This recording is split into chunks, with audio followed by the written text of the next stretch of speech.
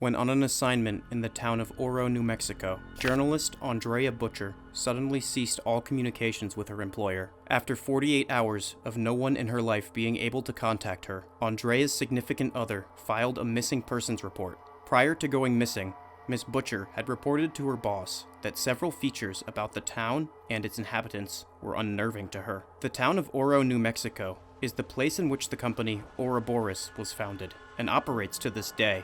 Ouroboros is a multifaceted corporation that primarily operates in two markets: food, namely the hyper-processed variety, and medicine, namely organ and drug research. The spur of the investigation was that Ouroboros food products had recently been linked to several severe side effects, both physiological and psychological. All of these they vehemently deny, despite the fact that after a period of time without consuming OF products, individuals who consume them regularly experience withdrawal symptoms. Shortly after this news, the head researcher of the Ouroboros medical branch contacted the media for a public interview and quit in distress. He died before the interview could take place. The local authorities of Oro, New Mexico ruled that he died by his own hand. Those who visited report similar experiences with natives to Miss Butcher, the more sensationalist of the bunch calling them pigmen.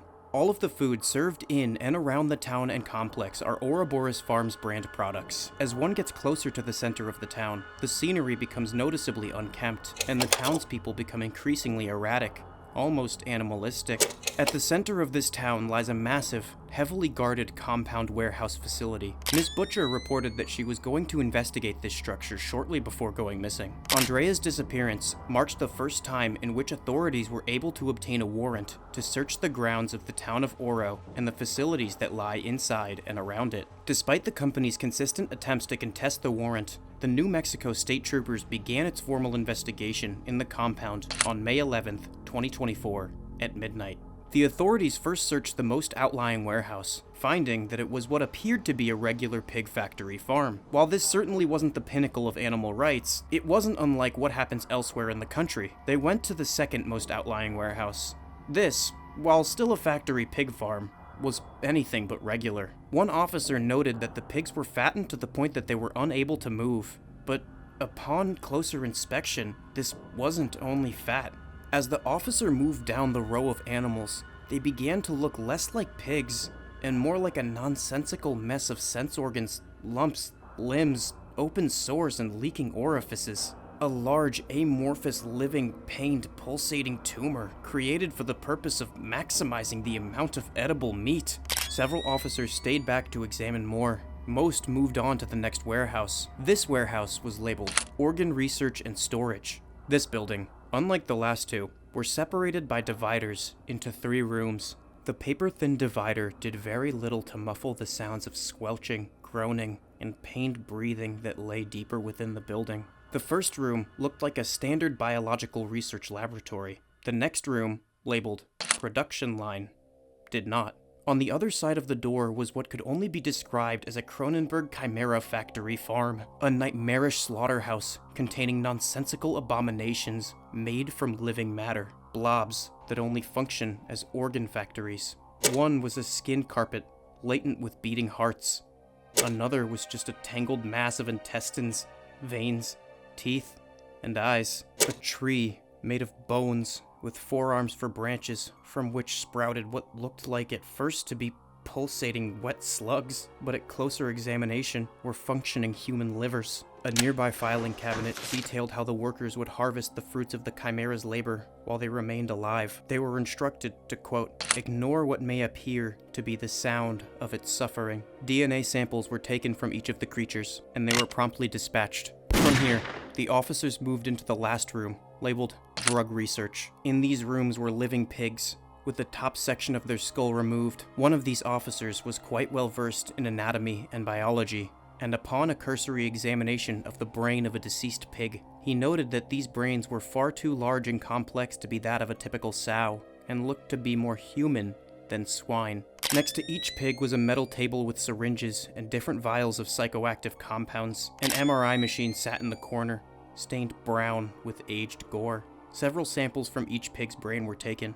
and they were dispatched. At this point, the team had made it from the outer warehouse facilities towards the town. The last warehouse between them and Central Ouro was labeled Food Effect Research. This warehouse was filled end to end with filing cabinets. In each of the cabinets were folders containing information relating to various studies. One of the most pressing files was labeled the cattle process. These pages detailed the addictive nature and side effects of their food. It describes how consumption of Ouroboros products leads to sluggishness, weight gain, brain fog, decreased mental aptitude, suggestibility, apathy, and overall decrease in health and autonomy. It describes how Ouroboros products have a high addiction rate among consumers, as well as detailing the method of influencing heavy consumers to seek employment at Ouroboros in the boarding program.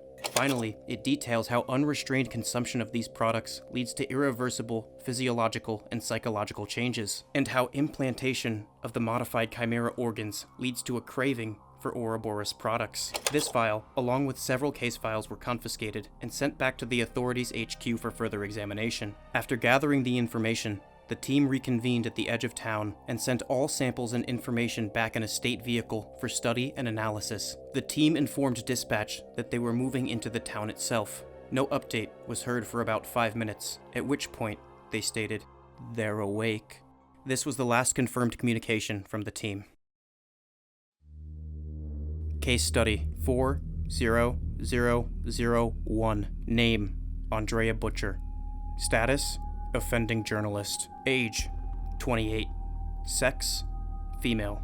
Weight: 330 pounds. Behavior: enraged and aggressive. Physiology: a toughened skin, distorted jawbones, and a rapid and extreme increase in muscular and fat storage alongside a white matter decay. The patient's skin is now leathery and rough, comparable to that of a boar's hide. Butcher's disappearance has caused an influx of attention to our corporation, and efforts are currently underway to determine if there is a way to reverse this condition in order to make sure she is releasable without question.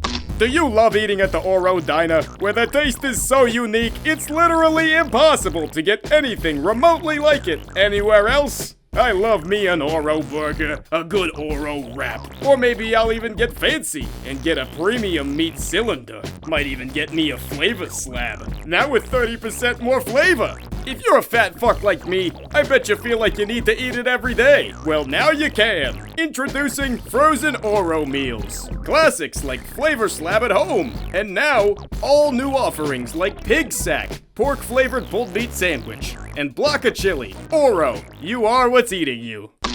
In early 2024, journalist Andrea Butcher went missing in the town of Ouro, New Mexico, and in response, a search and rescue team was sent to locate and recover her.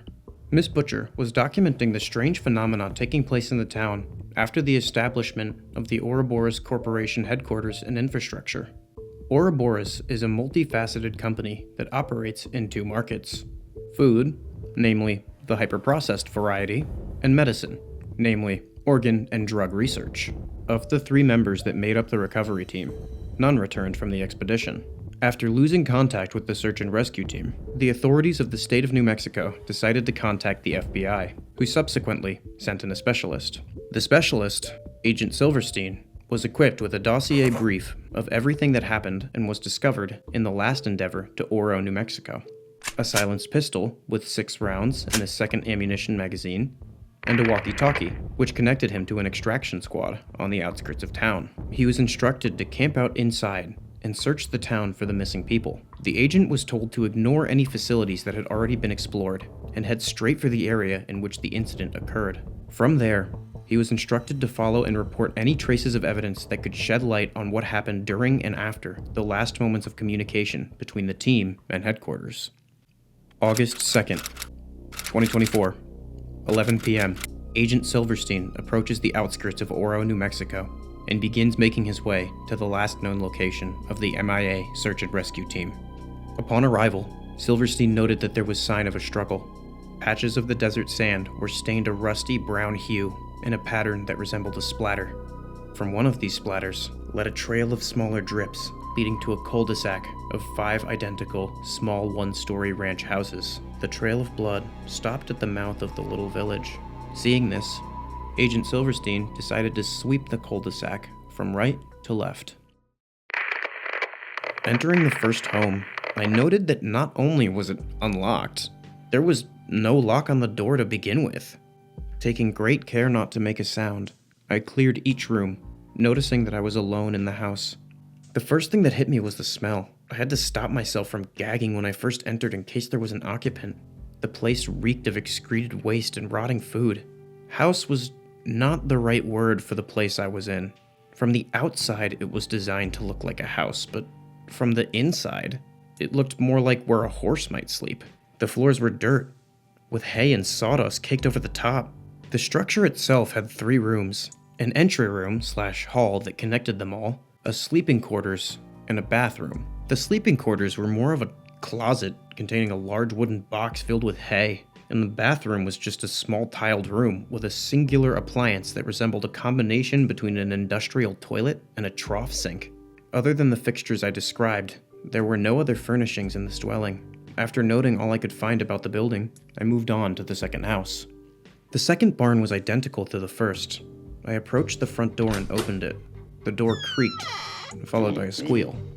The squeal got louder, dangerously close to a volume that would carry for some distance and possibly alert whatever the fuck lived in these things. I pushed open the door and was face to face with something that dwarfed me. Sunken eyes, thick, leathery skin. It hulked over me, breathing a rotten breath that I could smell from across the room. It squealed even louder and lurched for my neck. I fired all 6 rounds into it, and it collapsed in a heap in front of me. The momentum with which it was moving carried its dead body far enough that it almost knocked me over. I stepped over the colossal body and began to clear the rest of the house. All the houses smelled like death, but this one much more so, and it had a particular reason why. I opened the door to the bathroom, and on the floor were 2 bodies, one stacked on top of the other. The arms and legs of each were crushed. Bones must have been nothing but fragments at this point. The faces were caved in, and all identifiable structures had been chewed off. Several other areas of the body showed signs of consumption. Although the remains were in such a mangled state that the identities of the individuals could not be discerned at first glance, cursory search of each body confirmed these to be the agents of the search and rescue team. 2 of them, anyway. I cleared the rest of the house, barricaded the door with the bed box, and began studying whatever the hell I just killed. It was substantially fatter than any man I'd seen, but carried a lot more muscle too. The legs were thick and stocky, and even with both hands I couldn't fit my fingers completely around the creature's wrists. The beast's face was elongated, ending in a pronounced ovaloid snout. The mouth had a thick, slimy tongue, and after counting, I noticed that it had 44 teeth, rather than the average man's 32. The brain case looked substantially smaller than the average human's as well. The only problem with the monster theory being that this thing had the remains of clothes and a name tag stapled on the torn up shirt. Seeing as this dwelling was no longer occupied, and I had done 2/3 of the job already, after studying the creature, I set a vibration alarm for 5 a.m. before sleeping. A quick pattern of buzzes between my chest and the floor stirred me. 5 a.m. I rose to my feet to see the town still largely asleep. In around 20 minutes, the residents began to stir. Each one of them exited their house and absent-mindedly trudged towards a green warehouse building with red neon lighting. Oro Diner. One even stumbled out of the first home I examined. Luckily, it didn't decide it was bedtime while I was exploring. I waited for the entirety of them in my line of sight to be inside before reporting that I was going inside to get more data. I slowly made my way to the large building, taking care to be unseen, and slipped in through an industrial vent on the side of the warehouse. I crawled through the ducts, looking for a vent I could get a look inside the compound with. The entire building reeked of wet dog food, even leaking into the vents. I saw a light around 15 feet down the vent. As I got closer, the smell intensified greatly, and I began to hear a wet, sloshing, squishing noise. Chewing. Even from 10 feet away from the opening, a cacophonous chorus of wet, breathy eating echoed into the vents. As I got closer, the sounds only got louder, more visceral, like it was wetting the inside of my ears. My eyes reached the slits that let the light in, the sound at this point overwhelming, moist mastication pressing hard outward against the inside of my skull. This place was more an industrial mess hall than a diner. The colors inside, nauseating. A puke green wall paint with rows upon rows of bright piss yellow stained cushions. The tiles were stained with various reds, greens, browns, and yellows, but certain patches showed that they were once white. Filling the booths completely were those things, completely transfixed with the monotonous action of filling their maws with their heaping plates of red viscous slop. There were more bodies than booths. They just kept piling in. I had to stifle myself from vomiting. I thought the fucking houses were bad. I retched and clasped my hands over my face, attempting to make an airtight seal. My mouth was full. I retched again and it began to drip through my fingers slowly. I needed to get out of here or I would make my presence known with my sickness leaking through the vent. I shimmied back down and emptied my digestive system outside. We know where they get their food now, if you could call it that, other than the search and rescue squads. Despite how much I pleaded with dispatch, I couldn't leave yet. There was one man unattended for, until I could 100% prove that this guy's face was turning to shit in one of those behemoth's guts. I was trapped with them. Out of concern for my sanity, I decided I had all the info I needed about the mess hall, and decided to explore the rest of the cul-de-sac while they were occupied. The small village was cleared and confirmed empty of all missing within the next hour, and I made my way deeper into the town, towards the guarded warehouse facility that lay at the center. This facility was much larger than any other, and had a cube protrusion in the middle of it with a large curtain window. As I looked at the window, it was suddenly pulled to the side, and I saw the unmistakable glint of an eye staring right into mine. The curtain reeled shut. I immediately heard a stampeding, squealing crowd approaching rapidly behind me. I was able to shut myself in a house, but they're looking for me. The town of Oro, New Mexico has recently become a hotspot for missing persons cases. These cases began with one Andrea Butcher, a journalist sent to investigate the company Ouroboros, which has its base of operations in the small town. Ouroboros is a corporation that operates primarily in the food and medical markets. The company has recently come under scrutiny, both for health, safety, and quality control issues relating to their products, and for the fact that since their establishment in the small New Mexico town, it has been irreparably altered. Following Miss Butcher's disappearance, the New Mexico state authorities sent a search and rescue team to locate her. Following the search and rescue team's disappearance, the Federal Bureau of Investigation took over and sent in an agent. The agent could confirm that 2 out of the 3 initial members had been killed in action by a large, heretofore undocumented, aggressive humanoid creature. One of these team members is still missing. Following the FBI agent's death, the Federal Bureau of Investigation stepped back, and it was since undertaken by the Bureau of Anomalous Containment. Rather than send in another man to play hungry hippos with the town of mutant pigmen, the agent assigned to the case, one Dr. Volt, decided to use a remotely operated drone. A Bureau transport vehicle placed the drone on the edge of town and then promptly left, abandoning its robotic child in Swineland. The operator piloted the rover towards the warehouse that took up the entire center of town. It almost got halfway through the city before it encountered the first of what must have been the killer of the Bureau agent and 2 of the search and rescue members. The operator stopped the drone as the pig-like ears of the bacon ogre perked up, and it swiveled its head to fixate a pair of dark, beady eyes at the camera. It sloppily lumbered over to the machine, bent over, and picked it up. It sniffed the drone for a moment, licked it, and then, after confirming it wasn't edible, dropped it face down into the mud. Cursing under his breath, the operator used the small manipulation arm to flip the now brown-stained rover back into position and continued towards the warehouse. Aside from the rare curious one, the pigmen seemed to barely even notice the robotic intruder to their land, despite acting with hostility to almost any other living thing that crossed their path other than themselves. The operator piloted the drone to the front door of the warehouse without a hitch, and then followed one of those pork gremlins inside. As the drone crossed the threshold of the door, the operator saw a long, orderly line of the porkers.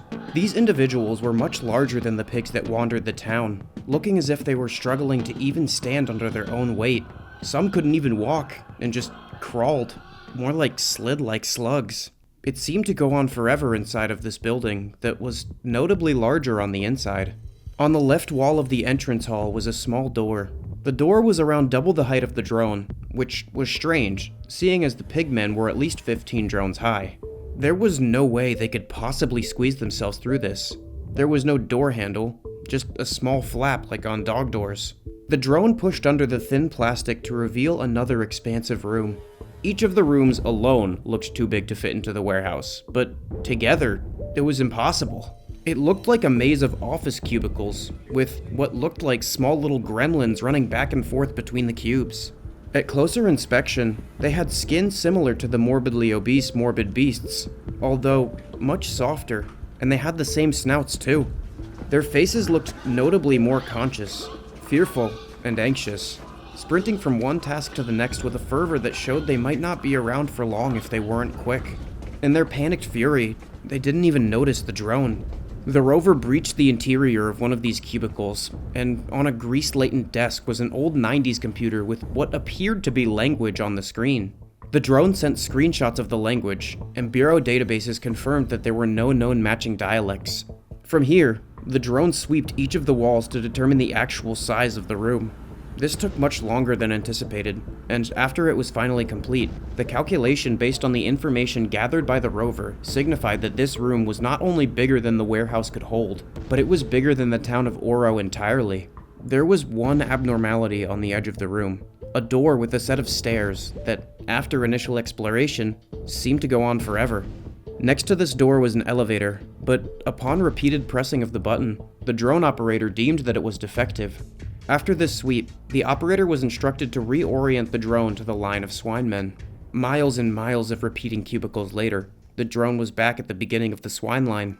The operator followed the line for what felt like forever yet again, but he stopped the drone for a moment once he heard something. A faint humming. He moved the drone forward slowly and steadily to hear the sound get louder. It was recognizably from a machine, which, to the operator, was strangely relieving. At the very least, these things didn't get any bigger. It was after a few minutes that he began to hear another sound, a ripping and tearing. Sounded like ham going through a deli slicer. The sounds got louder and more visceral until the camera picked up what was happening. This was a culling line. A circular saw stood affixed at the end of the miles-long tunnel. The creatures would simply walk into the blade. The pigs kept walking until the head was completely severed, and then a few steps after. Ever heard of the saying, running like a chicken with its head cut off? It was nothing like that. They calmly walked into a room filled with bodies in front of them, and then collapsed into the heap. After 2 or 3 more went through this, the room was almost full. A set of heavy metal doors shut, revealing a label, Transportation Room. The door was only closed for one silent moment, but as it reopened, the drone camera showed that it was completely empty of bodies. There wasn't even any blood. The operator was instructed to drive the drone into the transportation room, and did as he was told. The view of the camera showed as the pigmen's headless torsos piled onto the rover, before the latches of the metal door were heard, and the monitor displayed only a connection lost screen. The operator went to report his findings to Dr. Volt, who relayed that in the past 2 minutes, there had been an update in the case he hadn't yet been privy to. She changed the monitor feed to the front gate security camera of the BAC compound. Standing in front of the chain link fence was a lumbering swine mass, wearing the uniform of the last remaining member of the search and rescue team. BAC Autopsy Report 1331. Subject of dissection, Ouro Denizen. Variety 1. Notes. The specimen has an anthropomorphic body plan, but a comparably thicker skeletal structure to that of an average human being. It also boasts hyper-developed musculature and excessively large fat stores. The internal organs of this creature are identical to that of a typical human, save for the fact that its digestive system has 4 separate stomach compartments like that of a ruminant. The head of the subject has an unusual bone structure. The jaw bones are elongated, and the cranium is substantially smaller than that of the average human being. It also contains a shriveled and simplistic brain. The mouth of this being has 44 teeth, rather than the average man's 32. Its anatomy and biology are undeniably quite divergent from that of the average human being. And while many researchers initially reasoned that the creature had simply eaten the rescue member and donned his outfit, DNA testing confirmed this to be the same man still missing from the search and rescue team. The only thing that the autopsy of the pig did was raise more questions. How did they do this? What kind of technology, or natural/supernatural phenomena, would be capable of mutilating a man so heinously? Why would they even want a being like this in the first place? Most confounding, why would they send it here? Whoever was behind this wanted us to get a good, long look. Confusing as this all was, it was pushed to the back of every single mind in the room when the monitor for the drone emitted a high-pitched ding, showing that the connection was active once more.